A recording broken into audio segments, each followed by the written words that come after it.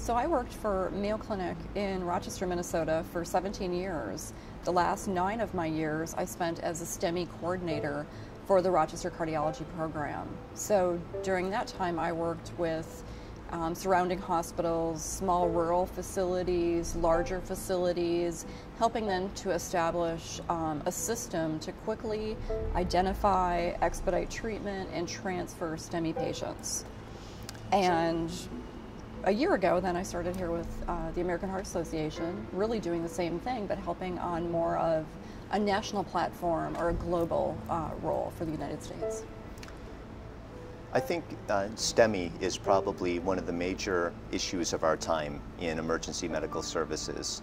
And if you look around the country, it seems as though, thanks to the triumph of the Door to Balloon Alliance, the PCI hospitals have really trimmed down their door to balloon times.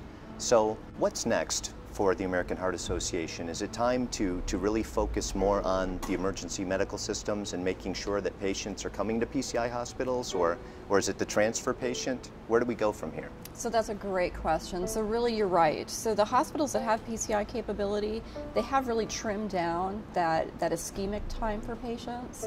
And really what we need to look at now is moving towards the patients that live in a rural facility, so they don't have access to a cardiac cath lab.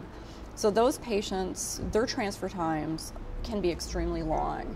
There's many issues at stake, geography, weather-related issues. Helicopters can't always land, they can't always fly. So we really need to focus in on those patients and how can we quickly identify them, that they are having a STEMI, and how can we expedite treatment.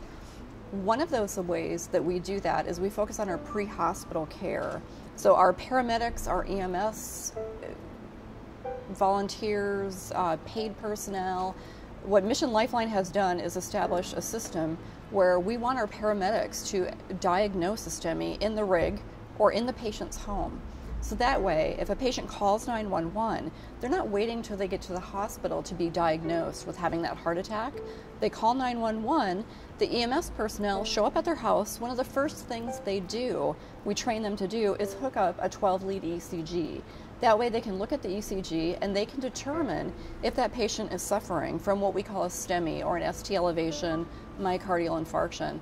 And then if they diagnose that, instead of taking them to a referral hospital that doesn't have PCI capability, they make that phone call, they activate the cardiac cath lab en route, they let them know I have a STEMI. So let's just say it's 2 o'clock in the morning when a patient suffers that STEMI. They can get the appropriate team members in the cardiac cath lab, they can get the team assembled, they can be sitting there waiting for the patient when the patient arrives, thereby eliminating that disparity in care for those patients that don't have access to a primary PCI center. You know, it's been said that there's no one-size-fits-all solution for every state or even every region. Do you think that's true? And how important is it for us to solve this at the local level as well as the state level? So no, there's not one size fits all, but there is a standardized approach, and that's what Mission Lifeline focuses on, is a standardized approach. So you can have your scenario A, B, or C. So not all patients can go directly for primary PCI to open up that blood vessel, which is what they really need. So for those patients that are located in an area where they can't get to primary PCI within that recommended time frame, which just went from 90 minutes to 120 minutes, what we want our facilities to do is look at those patients and determine if they would be eligible to receive fibrinolytics. So that's like a Drano substance that we infuse IV. And really, our medics can start that in the field. They can start looking at contraindications for administering those lytics. And if that patient meets that criteria and can get thrombolytics, bring them to a referral site and give them thrombolytics. It will at least hopefully open that blood vessel and buy them a little more time. So what we need to do is establish protocols, and that's what Mission Lifeline does. So we have protocols for hospitals that many times can't get those patients to the catheterization laboratory within that recommended time frame. So in that situation, can they get fibrinolytics? And if so, let's safely administer those, and then let's expedite transfer of that patient then to the cardiac cath lab so that we can open up that blood vessel, reducing and eliminating that blockage. So I'm let's say from a rural state somewhere, and we don't have a regional system of care. And so right now what happens is a STEMI patient self-reports to a critical access hospital, maybe is having a STEMI and they're consulting a cardiologist somewhere. Maybe I'm getting thrombolytic therapy, maybe I'm being transferred out to a PCI hospital a couple hours away. How can Mission Lifeline help? So Mission Lifeline actually helps to translate the science into actual practice for that small town critical access physician assistant or physician. So when I look at some of these doctors that work in these small critical access or smaller hospitals, they're really a jack of all trades. So they're expected to know a little bit about everything.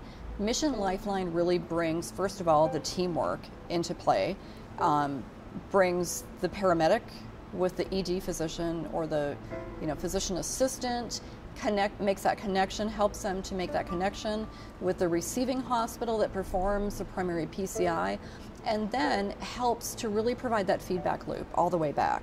And then to look at the data and to enter their data and to really develop a program for process improvement.